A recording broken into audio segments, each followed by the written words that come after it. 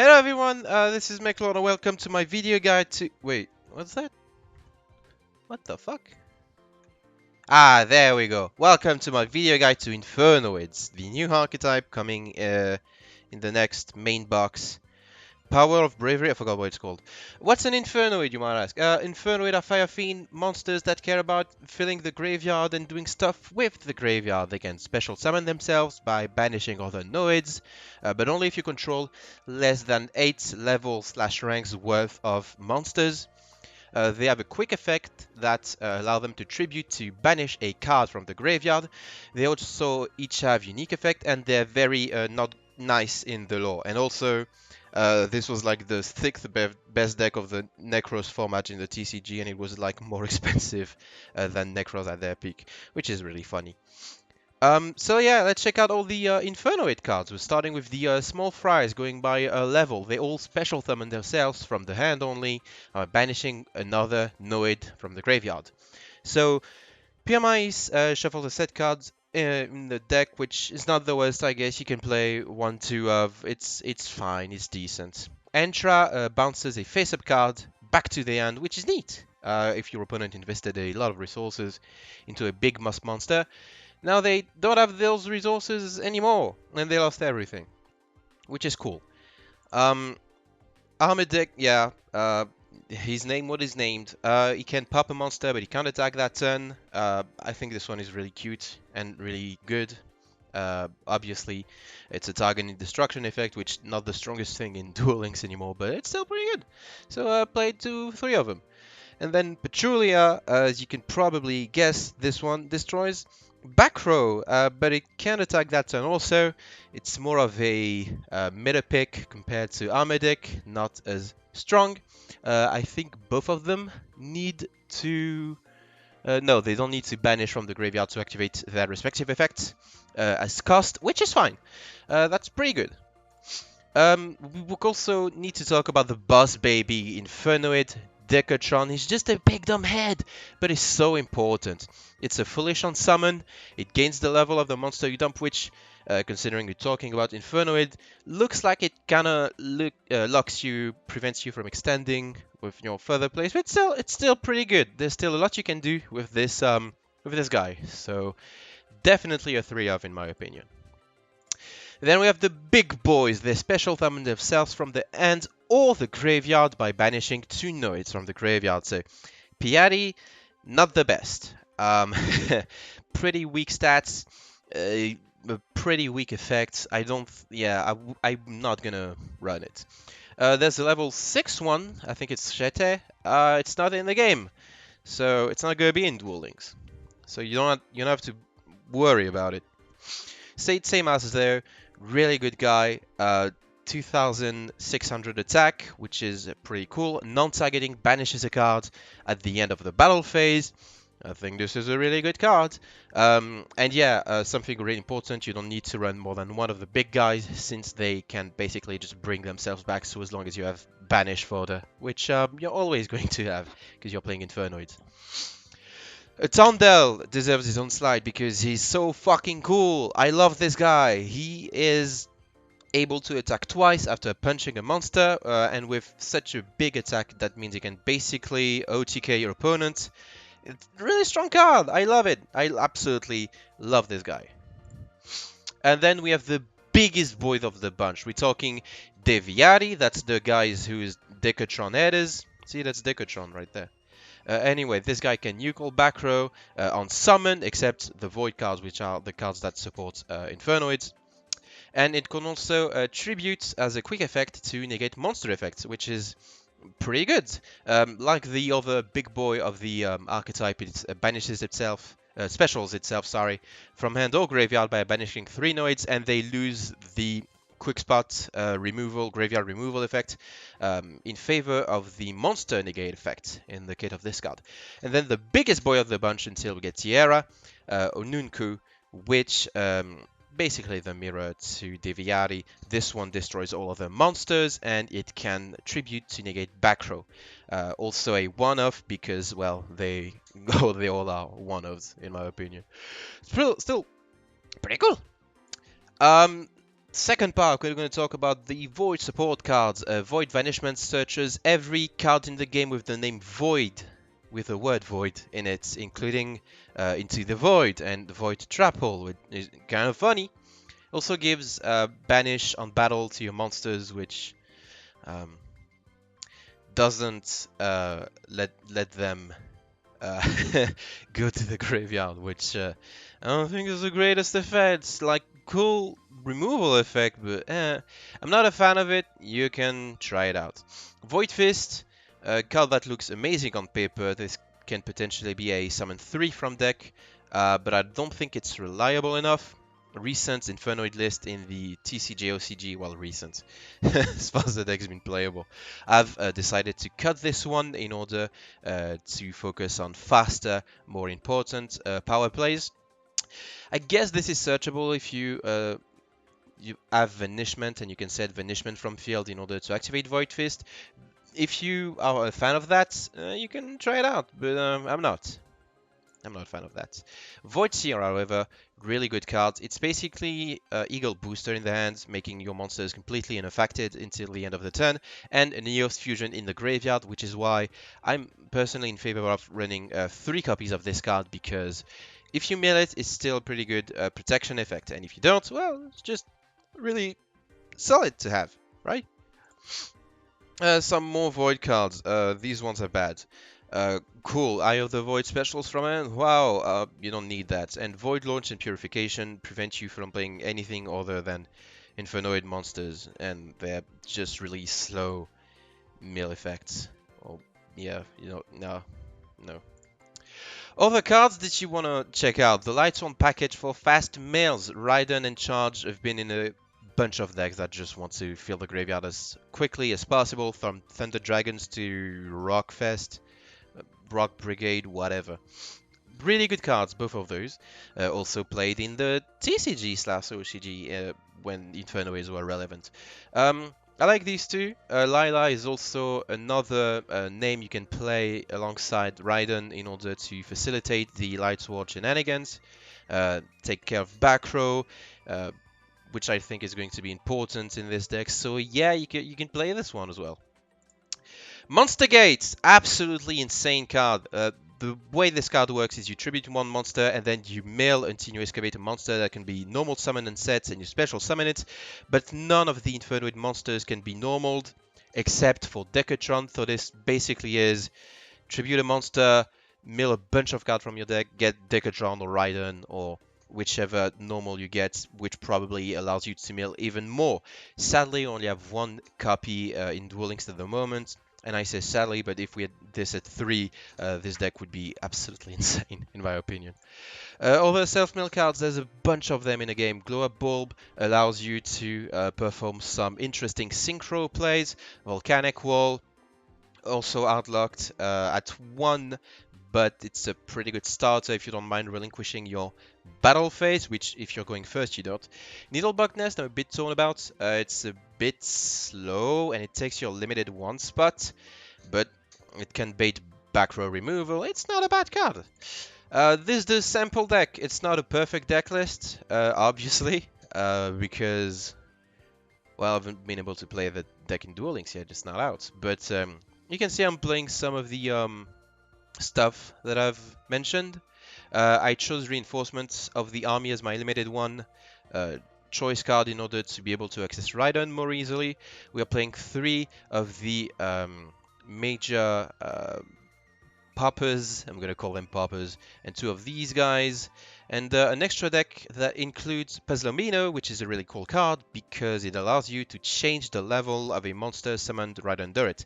So if you go into Puzzlomino and then you bring back an Anku from the graveyard, you can make an Anku level 1, which then allows you to bring another Infernoid into the field, which is also nice. Well, I guess if you bring an Anku, it kills Puzzlomino, but it still works.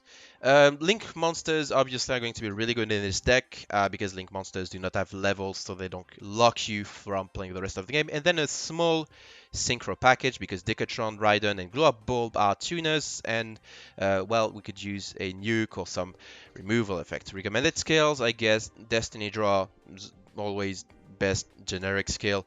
Compensation and Fiend Farewell are ways to fuel our graveyard a bit faster.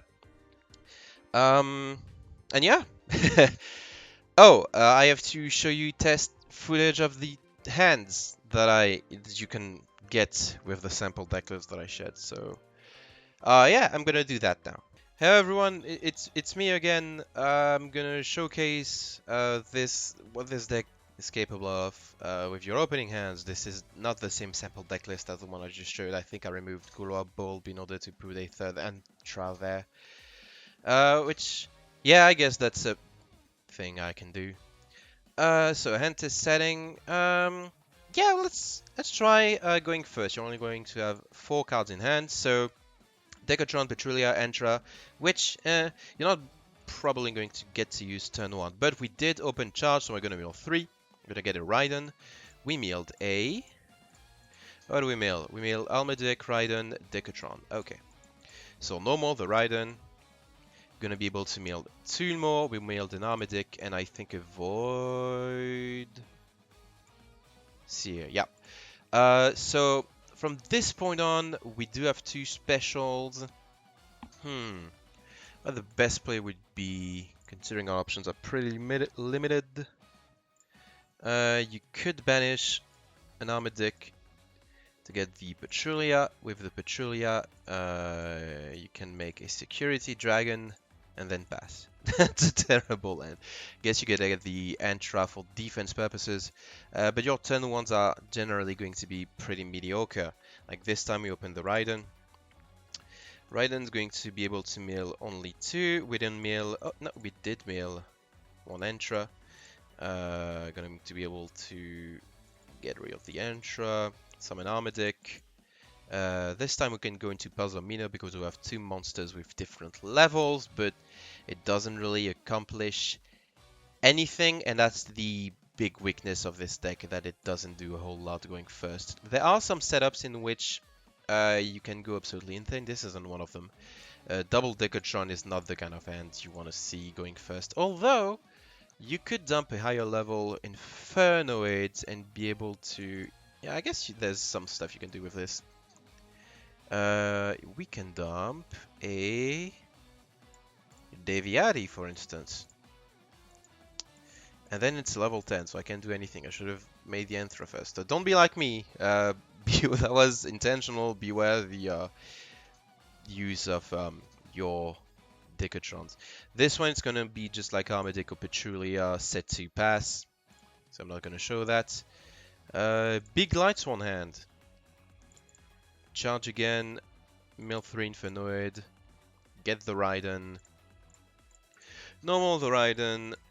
Mill 2. Oh, we did mill a big guy, which is nice, because that's the only play we have available to us. So, you know, not the greatest deck, not the greatest deck. Greatest desk? What the fuck? Going first, but going second, there's a couple more things you can do, thanks to the extra card. So we do the Volcanic Wall, which it's pretty mid, but we're gonna have to use it.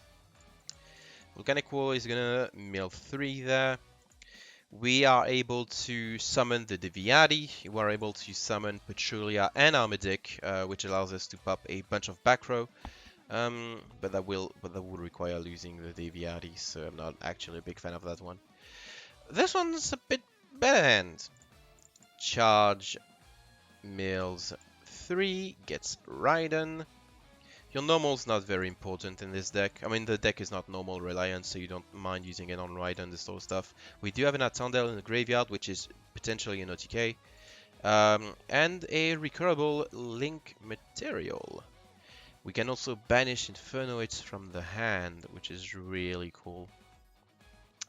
So depending on the board state, you can do a couple of things here. You can bring back a Attendel, you can go for the Ononku immediately. Say you banish Antra, Armadic, Pimais. With this, you're going to be able to nuke the entire field. Your opponent is going to chain some back row, and you can activate the Voids here to protect your guy, which is decent. You are not able to bring the Antra back. It's kind of an all-in sort of deck. I really wanted to showcase a hand where I get Monster Gate. There we go. Okay, Monster Gate. I'm gonna show this because it's absolutely cracked. And Rhydon again. I guess you could get Lila. It doesn't really matter.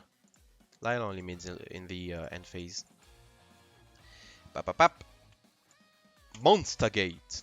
You tribute this. One. Oh, really? That was the worst Monster Gate in existence. And Rhydon's a hard once per turn, of course. Okay, now I'm gonna do it again. I'm gonna do it again. This time it's gonna be huge. There we go.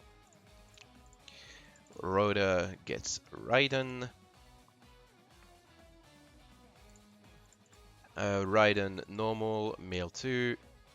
Okay, the odds that I get the third Rhydon are supremely low. We got one. Okay, no. We're gonna get one crazy Monster Gate. Nope. Come on! Oh my god. This ain't it, Chief. Nope.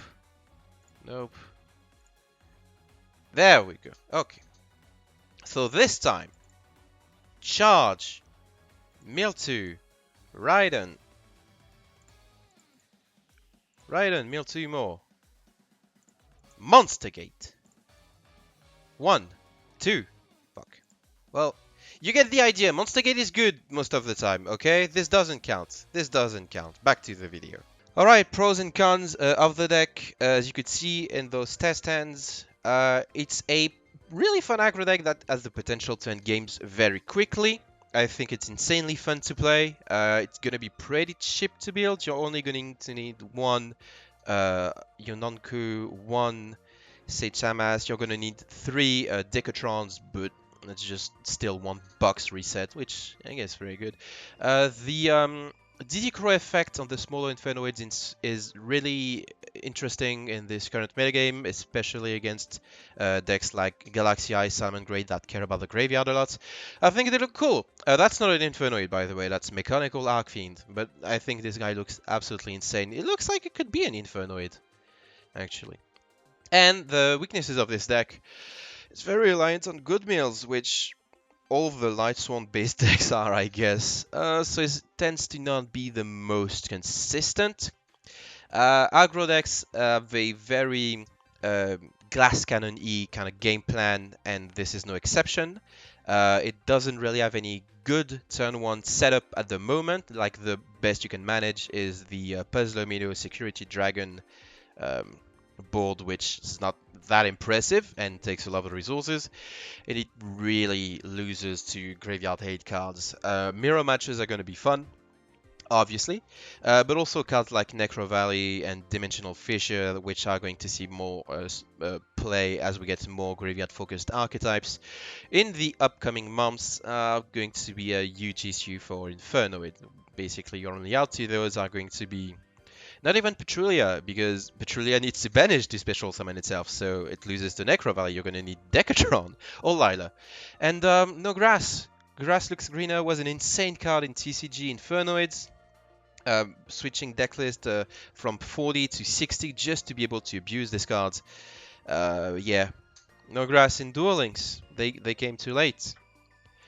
Finals. Oh, this joke again? Oh, come on. Thank you for watching this video. I'm gonna make a video on Mekk-Knight nets as soon as I figure out how to not make them completely worthless turn 1. So yeah, if you like the video, subscribe, and if you subscribe, make sure to like my videos and comment something nice, like I don't know, just you'll find something nice to comment. Bye.